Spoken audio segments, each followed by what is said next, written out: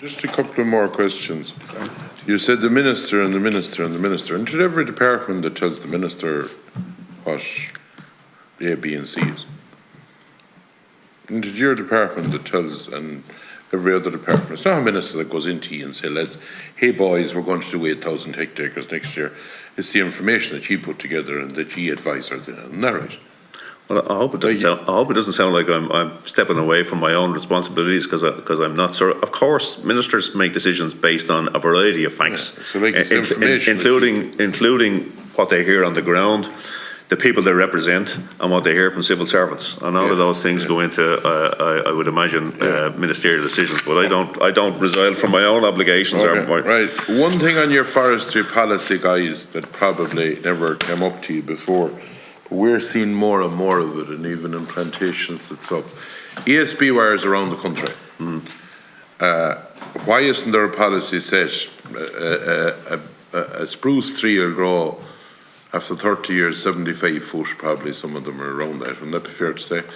Maybe 80 foot. Why isn't there a 30 metre setback from wires? Because there's parts of the country at the moment, I know one part of the country down around Lusky, there were for 6 weeks the power was off, on, and it wasn't the ESB's fault. It was trees falling was the problem. And I'm just wondering, why isn't that part of your policy to make sure? I know that you have like 10 metres or 20 metres, am I right in that, Barry, back from wires, but I think you have to relook at that as part of your overall policy. In the line you brought up there about emissions and the country, like you said that agriculture is an emitter. There's no hedgerows included in what we have done. Well, I said what I said was land was a net emitter, and I think hedgerows are sitting on the land, like. No, I understand same that. As trees. Yeah, but okay. So listen, maybe we should get Chagaskin here to kind of argue. Do you understand what I'm saying? No, I do, but Deputy, I'm pretty certain that no matter what you include, that the net emissions that land in Ireland, because of the significant emissions from drained peatlands, is a net emitter, even if you include hedgerows. And not all land is a net emitter, because drained mineral soils are a net sequesterer, for example.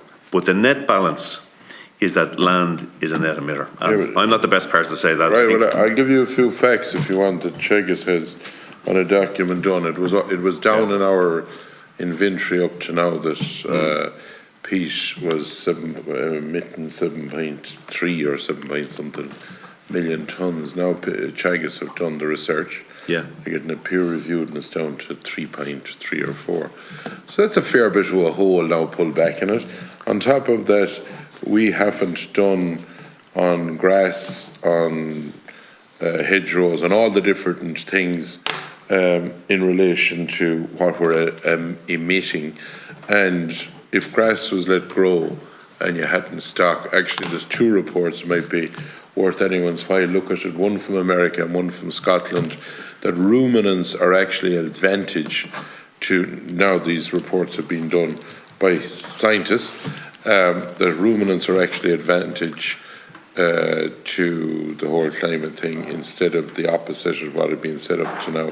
If you read them reports, there was one, I think it was actually on one of the apps in the last few days that it'd be there, so it might be worth our while. But I would ask you, maybe Barry, that you'd look at the thing about the trees moving back from the ESB wires, because it's not even, say there's a major problem when electricity goes out, but it's costing a ferocious amount of money as well, if it could be part of your forestry strategy or regulation or whatever you want to call it. Yeah, thanks, Deputy. Yeah, so it actually, the distance depends on the voltage. So in certain cases it's 20 metres, in certain cases it's up to 30, 40, 50, 60 metres. But I'll share that with you. But yeah, I know there's been some issues in terms of maintenance where, yeah, there's been trees have fallen on the lines and yeah, they were just too close and they hadn't been maintained. It's part of their licensing conditions when they plant how far they set back and work with the ESB as well in terms of that. But maybe in terms of the setbacks that are there, and some of the maintenance, it's actually the maintenance of the plantation really, I think, that causes the issues here in the later years. But yeah, okay, I take the point. I do take the point, yeah. I'd be saying, regardless of voltage, I'd never be on about voltage. If the two wires that's going along on a low volt line is not, well, it takes out the whole thing. Would you agree, Chair? I remember TD, there's no minister here, saying to me one day, what would you think, or how would we get more trees planted? Has anyone looked at the idea, and you're well aware of farming, that up along by ditches, or whatever, some people call it ditch of the rain, but we call it up the way clay. And one time ago, years ago, the people years ago planted trees down along in a line, and they were actually lovely. Now, during the 80s, a lot of them were got rid of, we all know that. But there is a lot of hedgerows all the time. Why isn't there a scheme that if a farmer planted 1,000 native trees down along all their ditches, there might, like an acre is 1,000 trees in my head, that's what it was always. Why isn't there a scheme that, and like to tick a box for ye to comply with this stuff that Europe is driving on us in the line of the hectares and the sequestration? But I think an awful lot of farmers would actually go for it. And I'm just wondering why that's not one of the measures that you're going. When I was a youngster, and that's a while ago, down at the corner of a field, there was what we call a shelter belt. Stopped the sun in summer and the cattle were out them times, and in winter time it stopped the breeze. That's gone now, and I know that you can do parts of that now. But I'm talking about down along by the ditch. Why isn't that allowed if someone wanted to do it? Every 1,000, if they saw 1,000 trees, it could take up all their farm actually. But why aren't they allowed to do it? Well, it's an idea I'm throwing at you that you might look at. So, Barney and Paul might correct me, but that sounds like the native tree area scheme to me, because you can plant trees in a linear way with that scheme. So you could plant it down by the side of a ditch, you can plant it down by a stream, you can use it to kind of prevent runoff from farms, and you don't need a license. I don't think you can get under the native tree with that. That's the problem. It's 19 metres wide to pay. No. I'm on about 1 tree. Jesus, you can't go taking up fields.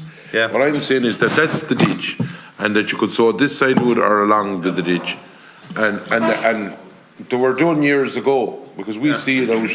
You'd see one. Would you agree, Chair? And it wouldn't affect the farming. It was actually ticking the box that ye required. It was actually bringing more native trees into it, and it was, in my opinion, doing a lot. And when they grow, they're lovely. No, I think it's a nice idea, but I mean, it's also one of the actions under acres, and it's one of the actions under our eco schemes. So there are incentives for people to do it, and it sounds like what you're talking about.